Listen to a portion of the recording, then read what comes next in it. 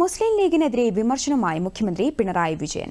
സുന്നി വിഭാഗം എക്കാലം അകറ്റി നിർത്തിയ ജമാഅത്തെ ഇസ്ലാമി ഇപ്പോൾ UDF-നൊപ്പം ചേർന്ന് പ്രവർത്തിക്കുന്നുവെന്നും മുസ്ലിം ലീഗിന് അവരോട് വല്ലാത്ത പ്രതിപത്തിയാണെന്നും മുഖ്യമന്ത്രി ആരോപിച്ചു. താനൂരിൽ CPM മലപ്പുറം ജില്ലാ സമ്മേളനത്തിന്റെ സമാപന പൊതുയോഗത്തിൽ സംസാരിക്കുകയായിരുന്നു മുഖ്യമന്ത്രി. ഇത് അപകടകരമാണെന്നും ഭാവിയിൽ വർഗീയ ശക്തികൾ ലീഗിനെ വിഴുങ്ങുന്ന സ്ഥിതി വരുമെന്നും മുഖ്യമന്ത്രി അഭിപ്രായപ്പെട്ടു. സാധാരണ നിലക്ക് ജമാഅത്തെ ഇസ്ലാമിയെ മതനിരപേക്ഷ മുസ്ലിം ജനവിഭാഗം അംഗീകരിക്കുന്നതല്ല.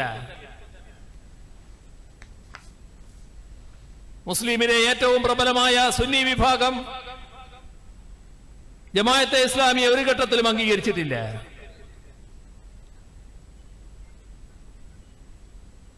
എന്നാൽ ലീഗിനിപ്പോ വല്ലാത്ത പ്രതിപത്തി അവരോട്.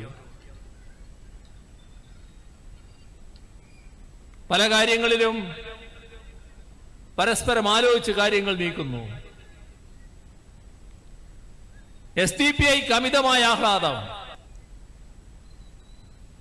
ഇന്ത്യൻ യൂണിയൻ മുസ്ലിം ലീഗ്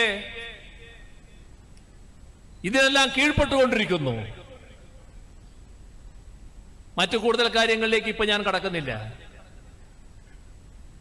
എന്നാൽ ഇത് അത്യന്തം ആപൽക്കരമായ നീക്കമാണെന്ന് മനസ്സിലായിക്കൊള്ളണം. കോൺഗ്രസിന് സംഭവിച്ചത് നല്ല അനുഭവപാഠമായിട്ടെടുക്കണം. ചോദ്യം ചെയ്യപ്പെടാത്ത ശക്തിയായി കോൺഗ്രസ് നിന്നതാണ്.